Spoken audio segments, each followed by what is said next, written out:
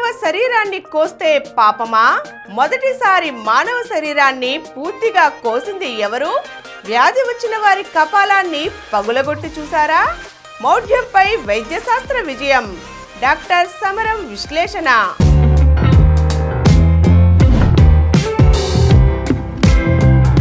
Ethics centre channel కు స్వాగతం. మౌఢ్యంపై వైద్యశాస్త్ర విజయం. డాక్టర్ సమరం గారు రచించిన ఈ ఆర్టికల్ను మనం ఈరోజు తెలుసుకుందాం. వైద్యశాస్త్ర అభివృద్ధి విషయంలో శరీర శాస్త్ర అధ్యయనం ఎంతగానో ముఖ్యం. శరీర శాస్త్రం గురించి తెలుసుకోవాలంటే ముందు చనిపోయిన వ్యక్తి శరీరాన్ని ఏ అంగానికి ఆ అంగం కోసి అధ్యయనం చేయవలసి ఉంటుంది. ఈనాడు శరీర శాస్త్ర అధ్యయన విషయంలో మానవ శరీరాన్ని కోసి కళ్ళతో చూడడం చాలా సాధారణ విషయం అయిపోయింది. అయితే ఒకనాడు వైద్యశాస్త్ర అభివృద్ధి మొదటి దశలలో ఆనాటి మతం శరీర శాస్త్ర అధ్యయనానికి అడుగడుగునా అడ్డు తగిలింది. అంతేకాక దైవ నిర్మితమైన మానవ శరీరాన్ని కోసి చూసే అధికారం ఏ మనిషికి లేదంటూ ఆనాటి మతం శాసించింది. అయినా మానవ జిజ్ఞాస ఆగలేదు, చంపబడలేదు. మతం అడ్డు తగులుతున్న కొద్దీ ఆనాటి వైద్య శాస్త్రవేత్తలకు మరింత పట్టుదల పెరిగింది. మౌఢ్యంతో శాస్త్రజ్ఞుల మీద దండెత్తుతున్న ఆ రోజుల్లో ఎవరు వెంటలేకపోయినా ఒంటరిగానే అన్నిటికీ తెగించి అమావాస్య అర్ధరాత్రి సమయాలలో శ్మశానాల్లోకి వెళ్ళి పాతిపెట్టబడిన శవాలను పైకి తీసి వాటిని కోసి పరిశీలించి శాస్త్ర జ్ఞానాన్ని సంపాదించారు. అలా ఆ శాస్త్రజ్ఞులు సమాజానికి అందించిన ఆ విజ్ఞానం తరువాత తరాలకు ఎంతో ఉపయోగపడింది. క్రీస్తుకు పూర్వం 5వ శతాబ్దంలో గ్రీకు వైద్యులు మానసిక వ్యాధులకి మూల కారణం గురించి అన్వేషించడం ప్రారంభించారు. మానవ శరీరాన్ని పూర్తిగా కోసి క్షుణ్ణంగా పరిశీలించాలని మొట్టమొదట అనుకున్న వ్యక్తి ఆల్కమోన్. ఆయన మానవ శరీరాన్ని పూర్తిగా కోసి క్షుణ్ణంగా పరిశీలించడం జరిగింది. బాహ్యేంద్రియాలన్నిటితోనూ మెదడుకి ఘనిష్టమైన సంబంధాలు ఉన్నాయని నిరూపించారు ఆయన. బాహ్యేంద్రియాల ద్వారా సేకరించిన అస్పష్ట జ్ఞానమే మెదడులో ఉండి భ్రమలు భ్రాంతులకు కారణమవుతుందని ఆల్కమోన్ నిరూపించగా చరక, సుశ్రుత వంటి మన భారతీయ వైద్యులు, గ్రీకు ఫిలాసఫర్స్ మానసిక అశాంతి, ఆవేశం, అత్యధిక ప్రేమ వంటి భావాలు కూడా మానసిక వ్యాధులకు, మానసిక వైపరీత్యాలకు కారణమవుతాయని ఎలుగెత్తి చాటారు.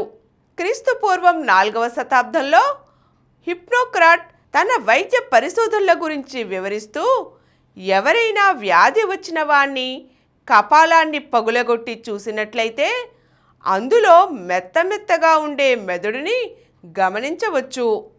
ఆ మెదడు నిండా చెమటే, పైగా మహా చెడ్డ వాసన వేస్తుంది. దీన్ని బట్టి మానవ శరీరాన్ని కలుషితం చేసేది అందులో కలిగే వ్యాధే కానీ ఏ దేవత, దెయ్యము కానే కాదని నిరూపించారు. ఈ విధంగా హిప్పోక్రాట్ ఆనాటి సమాజంలో వ్యాధులు రావడం విషయంలోనూ, మానసిక వైపరీత్య స్థితి ఏర్పడటం విషయంలోనూ దెయ్యమో దేవతో ఆవహించడం అనే మూఢనమ్మకాన్ని పటాపంచలు చేశారు. క్రీస్తు శకం ప్రారంభ దినాలలో గ్యాలన్ ఆనాటి ఛాందస భావాలను ఎదిరించి వ్యాధులు రావడానికి అసలు కారణాలను వెల్లడించారు. 17-18 శతాబ్దాలలో వైద్యశాస్త్రం ఉరకలు పరుగులు వేసుకుంటూ ముందుకు సాగి సామాజిక మౌఢ్యం, మత మౌఢ్యం నుండి అతి కష్టం మీద బయటపడింది. వైద్యశాస్త్ర అభివృద్ధికి పాత ఛాందస భావాలు పెద్ద అడ్డు. విలియం హార్వే శరీరంలో రక్త ప్రసరణ గురించి కనుగొని ప్రకటించినప్పుడు 1628లో పెద్ద సంచలనం కలిగింది. పాత భావాలకు అలవాటు పడ్డ వైద్యులు కూడా అతన్ని ఒక పిచ్చివాణిగా తీవ్రంగా దూషించారు. హార్వే పేషెంట్లు చాలామంది అతన్ని వదిలి వెళ్ళిపోయారు. అయినా హార్వే సత్యాన్ని చాటి చెప్పారు. అలాగే ఎడ్వర్డ్ జెన్నర్ మశూచి వ్యాధికి టీకాలు కనుగొని అతి ధైర్యంగా తన కుమారునికే టీకాలు వేసినప్పుడు సంచలనం రేగింది. ఎన్నో అసత్య ప్రచారాలు జరిగాయి. అయినా అంతవరకు సమాజంలో మశూచి వ్యాధి రావడం అనేది దైవ ప్రకోపానికి కారణమని, దాన్ని అదుపు చేయడం మానవ మాతునికి సాధ్యం కాదనే నమ్మకం మూఢ నమ్మకంగా ఉండిపోయింది. శాస్త్రజ్ఞులు మౌఢ్యాన్ని ఎదిరించి శాస్త్రీయ దృక్పథంతో ముందడుగు వేయకుంటే ఈనాడు వైద్యశాస్త్రం కొత్త పుంతలు తొక్కేది కాదు. మానవ జీవితం ఇంత సుఖమయంగా మారేది కాదు. ప్రతి శాస్త్రజ్ఞుడు హేతువాద దృష్టితో సర్వస్వతంత్రంగా ఆలోచించి పరిశోధనలు సాగించబట్టే మానవ శాస్త్ర ప్రగతి సాధ్యమైంది. నలుగురు నడిచిన బాటనే నడవాలనుకుంటే వైద్యశాస్త్ర పురోభివృద్ధి ఎప్పుడో ఆగిపోయేది. ఎప్పటికప్పుడు పాత వాటిని ప్రశ్నిస్తూ మౌఢ్యాన్ని ఎదిరిస్తూ వైద్యశాస్త్రం ముందు చూపుతో పయనిస్తూ ఉండటం వల్లనే వైద్యశాస్త్ర అభివృద్ధి ఉజ్వలంగా వెలుగొందుతోంది.